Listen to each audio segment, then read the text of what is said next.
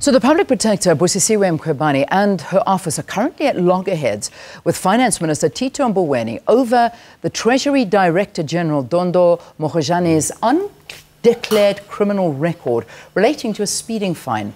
Mkhwebane, who was briefing the media in Pretoria last week, said, "If you are a minister, you should be respecting the Constitution and the rule of law." She also identified over 50 state institutions for failing to implement remedial actions. Mkhwebane also said that the institution will only be able to defend 13 out of the 21 cases on judicial review due to resource constraints. Now, to discuss this further, we are joined in studio by Kevin Mulunga, the Deputy Public Protector. Good to have you. Thank you very much for coming in. Good morning, Leanne. Let's jump straight into it. Thank you. Let's jump into this. Now, Dondo Mogajane, if we look at the amount, it's 4,570 Rand for a speeding fine. It's created a lot of disagreement between the Finance Ministry, and particularly the Minister himself, Tito Mboweni, and the Public Protector. Talk to us about what this case is all about. Okay. You know, this is about an investigation that was done about the Director-General of Treasury, Mr. Mogajane's failure to declare a criminal record. So I think the issue is really not so much of the gravity of the offense, but the fact that it is there. So an investigation was done and remedial action was issued that the president must act on this. And I think this is sub judice. It's something that is in the courts. I don't want to go into detail as to the to and fro. We investigate and we take remedial action and we report on that in terms of the Constitution. And that's where we are. So this is just one of many investigations where, for example, a department or an organ of state is not happy about a finding. And there's a process that is supposed to unfold as far as finalization of that. And it's a court process. That's what the Constitutional Court said. And that's why we're in the newspapers for this. So let's have a look at this. Now, I need a little bit of explaining, and I think a lot of South Africans do as well. 4,570 Rand on a speeding fine.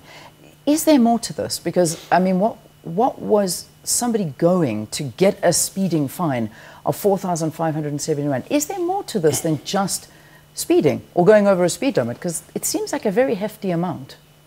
Well, that I won't be able to answer. The courts, this is currently under a review process, and the court will have to apply its mind on that. But as far as we're concerned, we're an evidence-based institution, so we have we have the facts before us, and we make a finding. And I think the courts will then determine whether or not what you're alluding to, whether that is excessive. The minister has suggested that this is all frivolous and it's going to scare off investors. I actually think to the contrary, that is not the case. The investors should actually love the fact that institutions in South Africa are robust. There are accountability mechanisms, that people don't just do what they like. They just don't go on a frolic of their own. So I actually quite disagree with the notion that this particular individual then becomes, it becomes a threat to investors. No. It's actually far from it. In fact, I raised this on Friday, the fact that very often when the country was heading towards junk status, the ratings agencies raised institutions such as the Public Protector and the findings and the monitoring of state organs as a ground to say, look, there are robust and strong institutions in the country, and we managed to stave off that prospect. Yeah. Okay. So, and I think the general question one would ask was, if you look around at everything that is happening in South Africa, a speeding fine. Now, in comparison to so many other issues that are doing the rounds, I mean, is it necessary to hone in on a ticket, a speeding fine? Leanne, no one is above the law in South Africa. That is why we were created. We have no special treatment for anyone. Not yourself, not the president, not me. We follow what is in front of us, and we make findings of a remedial action. So the gravity is not really the issue here. And of course, the department in question has avenues and levers in place to challenge this. There's no need for them to go politicking and saying silly things in the media. There are court processes that can challenge this. Yes, and they must stick to those. Can I quickly get a confirmation from you whether or not allegations are true and the minister coming out and saying that the public protector is trying to weaken Treasury and is attacking Treasury? No. Are you attacking Treasury? No, not at all. You know what happens with this complaint system? We don't do the complaining. Once in a while, we do an investigation on our own initiative. But investigations come based on complaints from members of the public like yourself. Very often, the usual suspects are political parties, and this is just one of those particular matters. And then we investigate, right? We don't, as I said, we don't look at the face of who it is in that particular question.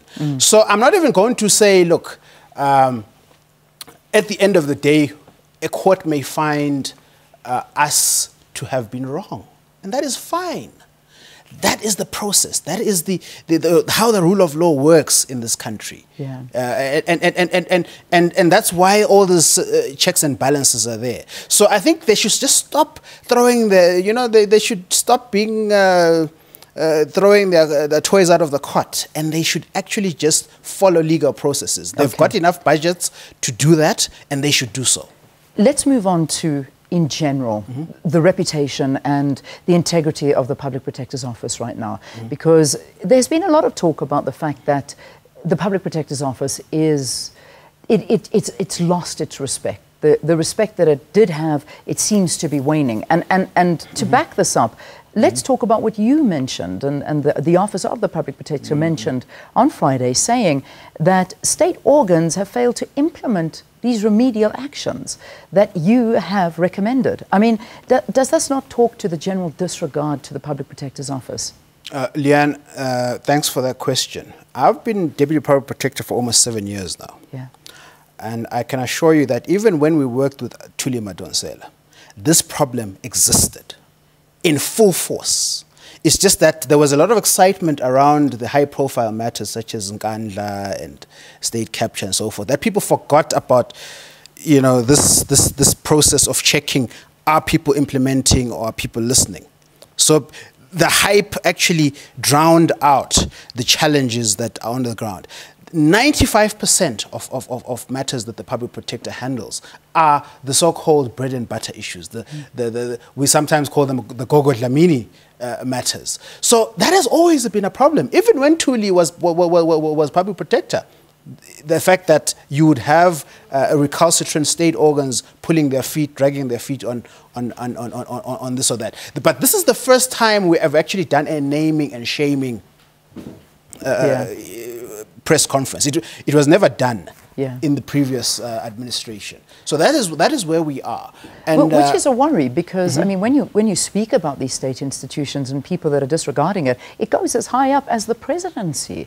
Have you spoken to the presidency about that? Surely an example should be set at that level. Yes, I think to be fair to President Cyril Ramaphosa, he has been quite civil and polite and very gracious as far as the institution is concerned, especially as regards that Bosasa matter, where the concern was really about the remedial action in Mzimkhulu against Minister Bheki Cele, in terms of which we said the minister must protect the whistleblowers in the Cindy Makaka assassination.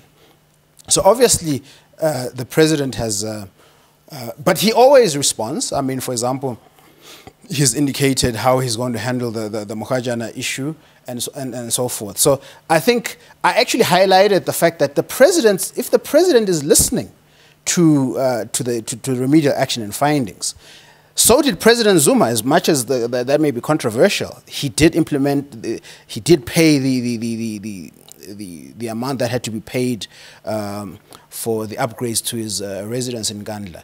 So with the presidency as an institution and president as incumbents have been listening to the institution. So, but you find some, I don't want to say lowly officials doing the opposite. So we actually, I beg to differ with the narrative that says things have gone down. Things are busier than ever, actually.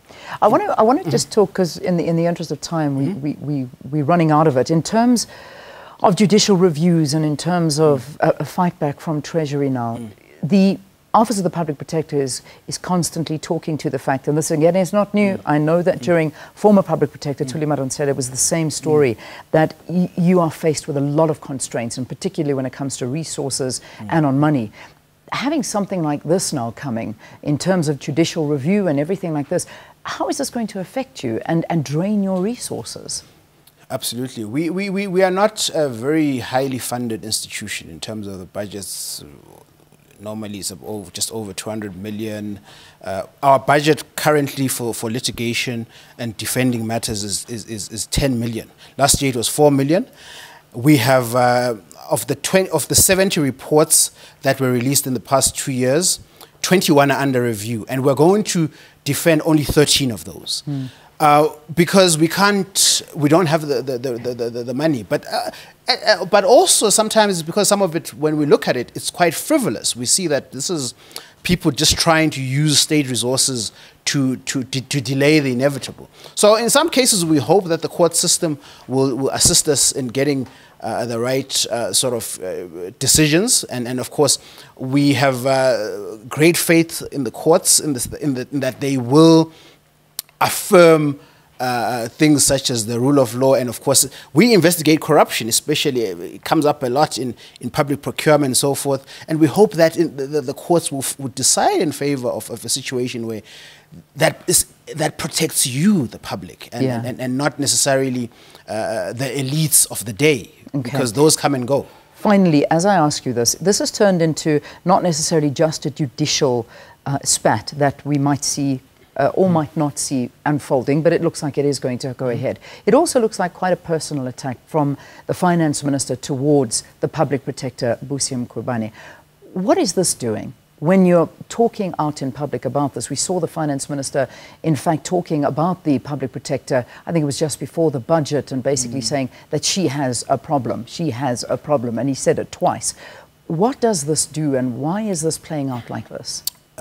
I'd say that, you know, these institutions go beyond the incumbents or the people who hold them. These represent constitutional values, and the Public Protector represents a protection of a certain value system, integrity, and fighting corruption and maladministration and so forth. So, you know, I don't think those kind of statements are necessary, or they're singularly helpful because they create a kind of tension that sort of sidetracks from the real issue that is at hand, which is this, you know, the issue of good governance and so forth. We are gladiators of good governance in this country. Doesn't matter whether you're Tito Mboweni or whoever, you account to the Constitution. This Constitution that I have in my hand. Yeah, that's what matters at the end of the day. What your opinion really doesn't matter. All right, we'll leave it there for this morning, and we thank you so much for your time and for coming into Morning Live. Talking to us here was the Deputy Public Protector Kevin Malunga, talking to us about this dispute now happening between the Finance Minister Tito Mboweni over Treasury Director-General Dondo Mogajane and this criminal record, an undeclared criminal record relating to a speeding fine towards the Office of the Public Protector. All right.